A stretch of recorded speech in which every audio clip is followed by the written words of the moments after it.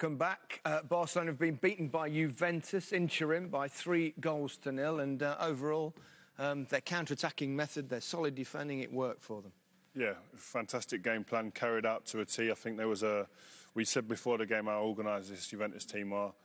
Conceded 2 goals up to this period in the Champions League, and today they showed us why. Against the best attacking team on the planet, they shut them out. Listen, in these type of games, you need a little bit of luck. Barca created a couple of great chances. Suarez should have probably scored, and Iniesta. But when they had their chances, they were clinical. As for Barcelona, the balance between attack and defence has always been an interesting one, but at the moment, it's heavily weighted at one end of the pitch, isn't it?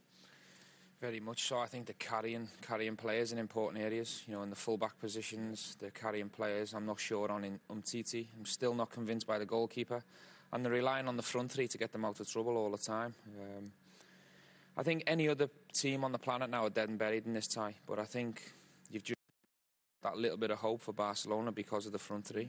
That's it. You're talking about the full-back. It's interesting. Alba on the bench. Dani Alves in Juventus shirt. Strange Dani Alves when you saw what he was capable of doing there, because he did play. Obviously, he knows Neymar very well, but he played him really well. But you look at Rafinha, massive miss. He's out for like the rest of the season. And Jordi Alba, I can't understand if he's fit enough to be on the bench, why he wouldn't play, because they give him so much from them positions, the wing back positions, and nothing. They got nothing from that today. Right. And I can't see it. You know what I mean? I would sit here and say that I think Juventus will finish this tie off as hard as it will be.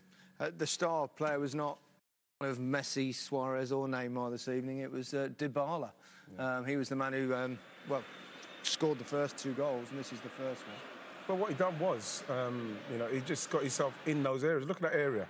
You know, Mateo, he's nowhere. He's nowhere. He's in between. He's in limbo, and then he doesn't close him down. You know, so he gives him time. He ends up backing him up into the box. He's got to look at Dybala there. 3 players around him. Iniesta not getting close. Piqué not getting close, sensing the danger. But it's a bang, finish. You don't need many touches when you've got that kind of capability and quality about you. Doesn't wait, knows exactly where the goal is, bang. That's pure instinct though, right? Absolutely forward. You haven't got to look and see where you're hitting the ball. I'm not a striker, but... Exactly right. Look, just no super stuff. It's just so easy for them now. I mean, we mentioned how passive Barcelona was all night in Paris, and, you know, there were stages in the game tonight where they just stand off Juventus, give them too much respect, and Mathieu got took off at half-time. I mean, we called it because he had an absolute nightmare first 45 minutes, and for us, we're wondering how he's wearing the Barcelona shirt. He's just miles off it. There's a few of them. You know, you look at him, you know, I don't just put like Gomez, he came on. You know what I mean? If players like that are playing in the second leg, Juventus have got to fancy it. Gomez, Mateo, even the goalkeeper, you mentioned the keeper, I don't fancy the keeper. I think we was looking at the game before. I don't think it matters who even puts a shirt on. If you haven't got the intensity and the desire to work hard, no matter who you're playing for, then you don't deserve to even get a chance in the game. And this is what this Barcelona team look like today. They look like, attacking-wise, you always think they've got a chance, but before that, you've got to work to stay in games and get yourself in games and get a foothold in the game. They didn't even do that. Perhaps a key moment in the game was just between the 2 Dybala goals when Iniesta was through that extraordinary pass from Messi, and Buffon did what he's done so many times over so long a period. And that's why Buffon will always remembered as one of the best goalkeepers to play, because even at this age, he's still producing game-defining moments. And this is from a goalkeeper to be doing this at his age. What a pass from Messi, first of all. But I mean, Stevie was talking about finishing. He maybe should have just rolled it along the floor instead of giving him a chance in the air. Yeah, I just think he'll know better than me. Keep it on the grass, and it's harder for the keeper to get down. But it's a world-class save, and that's what world-class keepers do. They keep you in big games. 70-odd seconds later, Dybala made it 2-0. Well, like I say, he's in that area where we mentioned Busquets before. No one senses the danger where he is. He's just drifting into it. It's a good pullback from Mandzukic, and he uses Piqué brilliantly. People say, oh, the keeper's at fault, but a lot of space. You think Mascherano's going to try and get close, he doesn't. And then in the end, you look where Piqué is. He just bends it round, and goalkeeper sees it late. It's a super finish. It's a finish from somebody who knows how to finish in that particular position in the pitch. He knew to use the defender, bend it round him, because the goalkeeper's going to see it late. And there is Dybala, a few of his statistics in this particular game. He's a player to watch. Yeah, he is. He's small, he's low sense of gravity, he's sharp.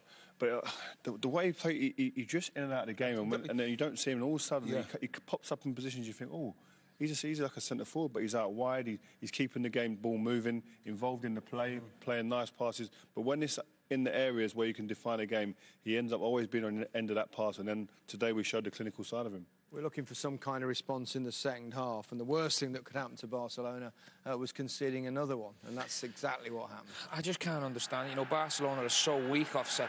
If you are a weak team off set pieces, put people on the post to try and give you the chance. I mean, it's a mismatch with Mascherano. Mandzukic is Chiellini's too big, too strong for him. It's a great header, but if you've got a man on the post there, he kicks it off the line. I think every player, bar Piqué, is getting dominated in that box physically. If you watch it slowly, we'll probably see it again later. If that's the case, though, Reen, you know you're a small team. Do you not try and put people on the post to bail you out of trouble? Yeah, and at least put him on, put Piqué on Chiellini, the physical aspects of it alone, and then get people on the post. OK, well, it's advantage Juventus then after their 3-0 first leg win over Barcelona in Turin.